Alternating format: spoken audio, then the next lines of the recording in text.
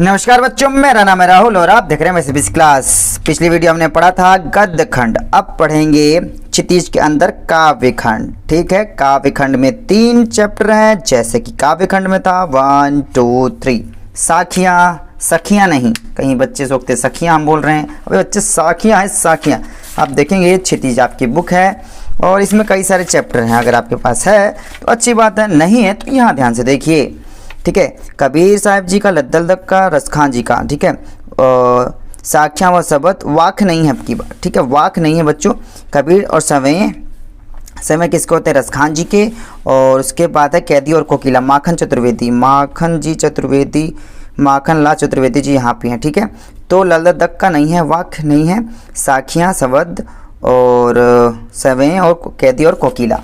ठीक है, तो ये है आपके 3 चैप्टर और इसकी वर्कशीट मैंने छाट के अलग कर ली है। तो सबसे पहले लाते हैं कबीर साहब जी के साखियाँ एवं शब्द, कैसे इनके शब्द आएंगे और एक ही शब्द का रखा है, तो मुझे लग रहा है इंपॉर्टेंट है और ज़रूर कर लीजिएगा। और पेपर मुझे लग रहा है कि 90% श्योर कि ये आ सकता है। ठीक है, मोह को कहाँ ढूंढे बंदे, मोह तो तेरे पास में, ना देवालय में ना मस्जिद, ना काबे कैलाश में, ना तो कोने क्रियाक्रम में, ना ही कोई बैराग में, खोजो एक पल में मिल जाऊं पल भर की तलाश में, कहे कभी सुनो भाई साधो श्वास उनकी श्वास में। कहाँ है साहब जी? श्वासन की श्वास में। तो ज़रूरी है, इंपॉर्टेंट थोड़ा सा। एक बार लास्ट में मैं आपको दिखाऊंगा कि कौन सा इंपॉर्टेंट है खास, लेकिन फिलहाल इसी से आप देखते रहिए। प्रश्न नंबर 10 में मैं आपको दिखाऊंगा कौन सा इंपॉर्टेंट है कौन सा नहीं है, लेकिन फिलहाल ये एक ही चैप्टर से आया गया है, तो इसे ज़रूर देखिएगा आप। तो क्वेश्चन इसमें इस प्रकार से आ सकते हैं। ठीक है, मनुष्य ईश्वर को कहाँ कहाँ ढूंढता फिरता है। दूसरा है, कबीर ने ईश्वर प्राप्ति के लिए किन प्रचलित अविश्वासों का खंडन किया। कबीर दास जी के अनुसार ईश्वर कहाँ मिलेंगे।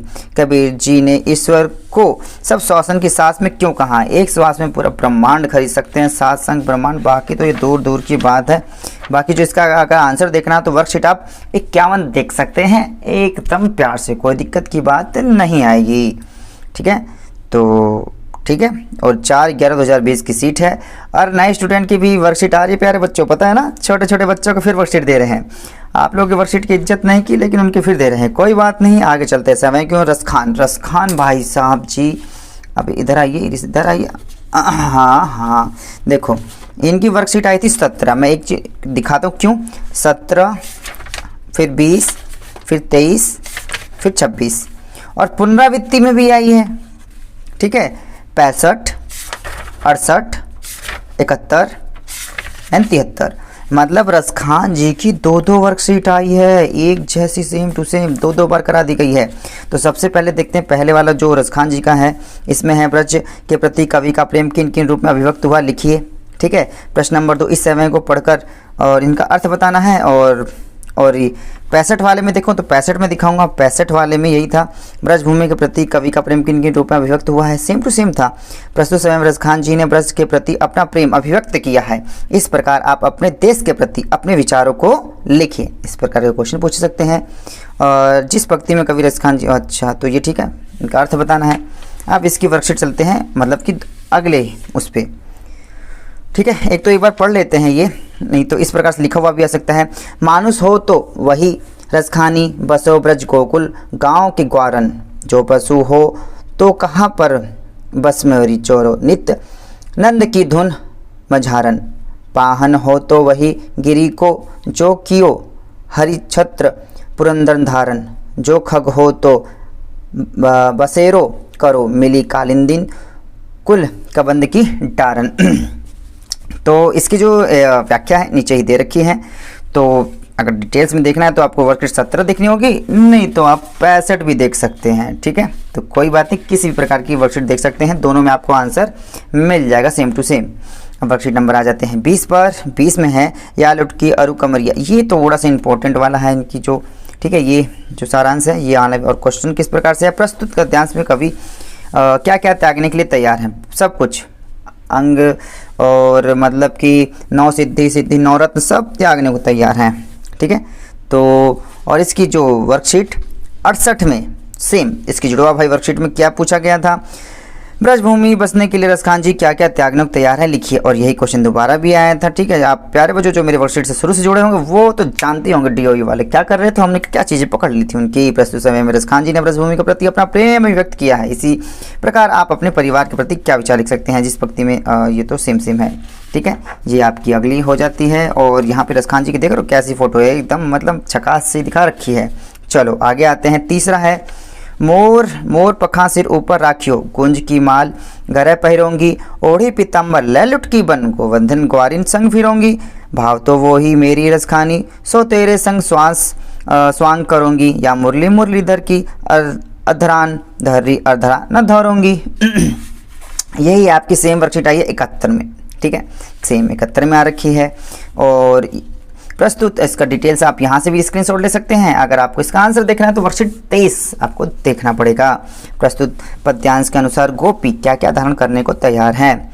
गोपी मुरली को अपने होठों पर क्यों नहीं रखना चाहती, इस प्रकार से क्वेश्चन पूछे जा सकते हैं।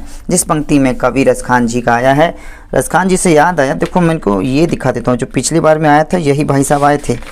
ये भाई साहब आपके ये रहा, देखो ये रहा 2019-20 एस आरिफ नाम के बच्चे का है, बॉयज़ वाले का है। मोर पखा सिर ऊपर राखियो, गुंज की माल गरे पहिरोंगी, ओढ़ी पीताम्बर ललुट की बन, गोवर्धन ग्वारी संग फिरोंगी, ठीक है। तो पीताम्बर ओढ़कर गोपियाँ क्या करेंगी, गोपियाँ मुरलीधर की मुरली अपने अधर पर क्यों नहीं रखना चाहती हैं, गोपियाँ मोर पंख कहाँ रखना चाहती हैं। 3 क्वेश्चन देखो, ये 2 नंबर के, 2 नंबर के, 1 नंबर, 2 नंबर में देवा, 3 नंबर में देवा, 6 नंबर देवा, ठीक है। तो ये रहा गोपी मुरली को अपने होठों पर क्यों नहीं रखना चाहती। इसका आंसर आपको देखना है तो वर्कशीट आपको जल्दी से 23 को देखना होगा, लिंक डिस्क्रिप्शन में आपको आसानी से मिल जाएगा। This video sponsored by Rahul my CBSE class. करपत्रक 26 में देखोगे लास्ट वाला है आपका, लास्ट वाला देखिए किस प्रकार से। प्रस्तुत पद्यांश में गोपी क्या क्या कहना चाहती हैं। कानिन द अंगुरी रही वो, जब ही मुरली धुन मंद बजेगी, मतलब कान में उंगली डालेंगे जब इनकी मुरली बजेगी, भैया नहीं जाना है, नहीं सुनने, नहीं वहाँ जाना है। तो इस प्रकार से इनमें कुछ क्वेश्चन आंसर थे। और इसके ये देख लीजिएगा कि पिछली बार यही पूछा गया था आपका, प्रस्तुत पद्यांश में गोपी क्या क्या नहीं करना चाहती हैं। प्रस्तुत पद्यांश में गोपी श्री कृष्ण के मुस्कान देखने में क्या बचाना चाहती हैं, भाव स्पष्ट कीजिए। मायरी वामुख की मुस्कानी सम्हारी न जो है न जो है न जो है, नहीं जाएगी नहीं जाएगी नहीं जाएगी। और इसकी वर्कशीट, इसकी जोड़वा वर्कशीट देखनी है 73। तो आप इस प्रकार से इसका आंसर देख सकते हैं। तो कोई वर्कशीट में दिया गया था, इस समय को पढ़कर मतलब इस प्रकार से हो तो उसका आपको क्या बताना होगा, शब्दों के अर्थ बताने होंगे। कानिन मतलब कानों में, दे मतलब देकर, उंगली मतलब उंगली बता सकते हो आपका, ठीक है। आपका रहीवो मतलब रहूंगी, मतलब धुनी मतलब धुन, इस प्रकार से आप लिख सकते हैं। और ये देखो अलग से प्रस्तुत कविता में मायरी वा मुख मुस्कानिन मायरी न जह न जह न जह न जह न जह, ये तो इंपॉर्टेंट है। देख लीजिए कैसे किस प्रकार से क्वेश्चन आएंगे, मैं आपको वैसे भी दिखाऊंगा किस प्रकार से क्वेश्चन आएंगे। तो देख रहे हो ये दोनों की 2-2 वर्कशीट मैंने आपको चारों की चारों करा दी वर्कशीट, मतलब 8 वर्कशीट आई थी इसकी बाजी। चलिए जी आप साइड हो जाओ पहली फुर्सत में, कोई बात नहीं। अब तीसरा है आपका सखिया सब संबंध, ठीक है। सखियाँ आ जाता नहीं, सवें और कैदी और कोकिला, माखन लाल चतुर्वेदी। कैदी और कोकिला बहुत अच्छे से हमने पढ़ा था, कैदी और कोकिला, ओ ओ ओ ओ ओ ओ कैदी और कोकिला। इसके प्रश्न उत्तर इस प्रकार से हैं। प्रस्तुत पंक्तियों में अंग्रेजों द्वारा स्वतंत्रता सेनानी के साथ जेल में क्या क्या अमानवीय व्यवहार किया गया। आपके विचार में स्वतंत्रता सेनानी और अपराधियों के साथ एक साथ व्यवहार क्यों किया जाता होगा, भाव स्पष्ट कीजिए। मृदुल वैभव की रखवाली सी कोकिल बोलो तो, कोयल की आवाज़ सुनकर कवि की क्या प्रतिक्रिया थी, लिखिए। इस प्रकार से क्वेश्चन आ सकते हैं। 29 के बाद आ जाते हैं 32 पर कैदी और कोकिला। इस प्रकार से हो सकता है, क्या हुई बावरी अर्धरात्रि में चीखी कोकिल बोलो तो, किस दावानल की, दावानल जो आपकी आग लगती है जंगल में, ज्वाले में दिखो कोकिल बोलो तो। इस प्रकार से व्याख्या इस प्रकार से पढ़ना है। वर्कशीट 32 देखेंगे तो इसकी डिटेल्स मिल जाएगी आपको आसानी से। और यहाँ पे ये कविता के आधार पर पराधीन भारत में जेल में 2 दिन जाने वाले यात्राओं का वर्णन कीजिए, भाव का स्पष्ट कीजिए। ये देखो भाव स्पष्ट कीजिए, अलग से क्वेश्चन नहीं आ सकता है। हूँ मोट चीखता लगा पेट पर जुआ, खाली करता हूँ ब्रिटिश अकड़ का कुआं। आधी रात में कोयल की चीख से कवि क्या क्या अंदेशा है। कवि ने जंगल की भयावह आग को, जो जंगल में आग लगती है उसे दावानल कहते हैं, जो बड़वानल भी कहते हैं, एक जो जहाँ आग लगती याद नहीं आ रहा, पंक्तियों में प्रकट किया है उस भाव को लिखिए। आपकी ये वर्कशीट खत्म हो जाती है 32 के बाद आती है वर्कशीट 35। ठीक है, उसी बढ़ता हुआ क्रम है ये आपका। 23 सितंबर 2020 को सितंबर में पढ़ा था, काम आज आ रहा है। चलो इस प्रकार से काली तू रंजन भी काली, शासन की काली भी काली, काली हर कल्पना काली, मेरी काल कोठरी काली, टोपी काली, कमली काली, सब है काली तू भी काली। ठीक है, इस प्रकार से क्वेश्चन आ सकते हैं आपके। और यहाँ रहा कविता का आधार बताया कि कविता में सारी कल्पनाएं काली को क्यों कही गई है, क्योंकि उसके आसपास कितनी भी चीज़ें हैं सब काली है, साथ ही सपने भी काले काले आ रहे हैं। उन पंक्तियों को छाट कर लिखिए जहाँ अनुप्रास अलंकार का प्रयोग हुआ है। इन पंक्तियों में काला रंग का क्या प्रतीक है, ये हो सकता है कवि के जेल में अन्य पक्षियों की आवाज़ सुनता होगा, लेकिन उसे कोयल ही क्यों सुनाई दे रही है। इसका आंसर देखने के लिए वर्कशीट नंबर आपको 35 की सहायता लेनी पड़ेगी और लिंक डिस्क्रिप्शन में है। Worksheet 38 worksheet 38। ठीक है, तुझे मिली हरियाली डाली, मुझे नसीब कोठरी काली, तेरा नभ भर में संचार, तेरा 10 फुट का संसार, मेरी गीत ठीक है, मेरा 10 फुट का संसार, क्योंकि जो कोठरी में रहता है उसका 10 फुट का ही हो जाता है ना उतना। तो इस प्रकार से है आपका लिखती हुई। और क्वेश्चन इस प्रकार से है, प्रस्तुत कविता में कवि को कोयल से ईर्ष्या क्यों हो रही है। प्रस्तुत कविता भाव स्पष्ट कीजिए। तेरी गीत कहावे वाह, रोना भी है मुझे गुनाह, देख विषमता मेरी तेरी मेरी, देख विषमता तेरी मेरी, बजा रही 30 भर रणभेरी। ठीक है, आपके अनुसार कवि देश की आज़ादी के लिए क्या क्या कर सकता है और सोचकर लिखिए। ठीक है, इस प्रकार से क्वेश्चन हो सकते हैं। मैं आपको एक प्यारे बच्चों जल्दी से मैं आपको पिछले साल के जो प्रश्न पत्र इस अध्याय से आए थे या आपके जो आपके काव्य खंड से आए थे वो दिखा देता हूँ। अगर पेपर देखना है तो मैंने वीडियो जो पहली वीडियो है मैं उस पर दिखा, क्षितिज के भाग में मैंने पूरा ये पेपर दिखा रखा है। आपने नहीं देख रखा पेपर तो उसमें देख सकते हैं। अब यहाँ पे आते हैं तो क्वेश्चन इस प्रकार से आ सकते हैं आपके। प्रश्न नंबर 10 देखेंगे। प्रश्न नंबर 10 मोर पखा। ठीक है, हो सकता है आपकी बार कबीर साहिब वाला जी आ जाए, मुझको कहाँ ढूंढे मंदे मोह तो तेरे पास में। ठीक है, इस प्रकार से आ सकता है। और यह सारे जो क्वेश्चन आपके हैं आपके वर्कशीट में मिले गए हैं, 2 2 4 1 5। और देखो ये रहा, सारा संसार में सच्चा संत कौन कहलाता है। ठीक है, ये आपके वाक से ले लिया गया है, जो लल्लदक ने लिखा है ना वो वाला है यहाँ से, जो मतलब ये नहीं लिखना। ठीक है, ये नहीं आएगा आपका। किसी व्यक्ति की पहचानना हम कैसे कर सकते, किसी व्यक्ति की पहचान हम कैसे कर सकते हैं। ठीक है, ये भी आपका लल्लदक में से है। वाक, कविता में कवित्री का घर जाने की चाह से क्या तात्पर्य है। कविता कवित्री मतलब ये आपका वही वाक वाले में से भी लिया गया है आपका। रसखान कवि का ब्रज, ये तीनों आपके मतलब आउट ऑफ सिलेबस वाले में से लिए। ये तीनों का आंसर मत करना बच्चों।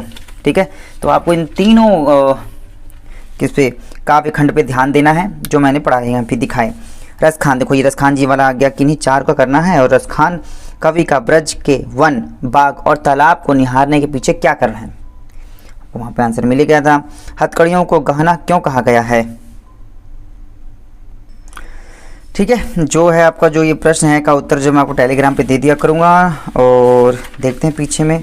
ठीक है, ये दूसरे चैप्टर का आ जाएगा, दूसरे मतलब किताबें हो जाएगी। मेरे संग की औरतें लेखिका मतलब और रीढ़ की हड्डी में से लिया गया है। तो ठीक है, अगर आपने वो वीडियो नहीं देखी है, अगर देखना नहीं चाहते तो आप इसी से कलम चला सकते हैं। 13वां प्रश्न इस प्रकार से आएगा आपका, और 14वां प्रश्न इस प्रकार से होगा, 15वां प्रश्न इस प्रकार से होगा। ठीक है, उम्मीद है चीज़ें कुछ मैं आपको समझा पा रहा हूँ। अगर इस वीडियो से आपको थोड़ी सी भी मदद मिली हो, एक लाइक तो बनता है यार, क्योंकि बैकग्राउंड में मेरे पास भी बहुत सारे काम होते हैं। फिर भी टाइम निकालने के बाद आपका मैं काम करता हूँ, वर्कशीट छाड़ता हूँ, कौन सी वर्कशीट कहाँ से आई है कहाँ से नहीं आई है सबको एक करना, फिर आपके पास बनाना, वीडियो बनाना, फिर इसे अपलोड करना। ठीक है, थंबनेल बनाना टाइम लगता है थोड़ा सा, तो आपके एक लाइक से थोड़ा सा मोटिवेशन तो मिलता ही है, थोड़ा नहीं बहुत ज़्यादा मोटिवेशन मिलता है। जब आपके लाइक हिट बटन आते हैं, कई बार जब वीडियो अपलोड करता हूँ तो धाएं धाएं धाएं तुरंत एकदम से लाइक, व्यूज़ जितने नहीं होते उससे ज़्यादा तो लाइक्स आ जाते हैं। ये देख के दिल मन प्रफुल्लित हो उठता है। धन्यवाद माई से बेसिक क्लासेस वीडियो को देखने के लिए। तब मिलते हैं अगली वीडियो में, तब तक के लिए जय हिंद, जय भारत।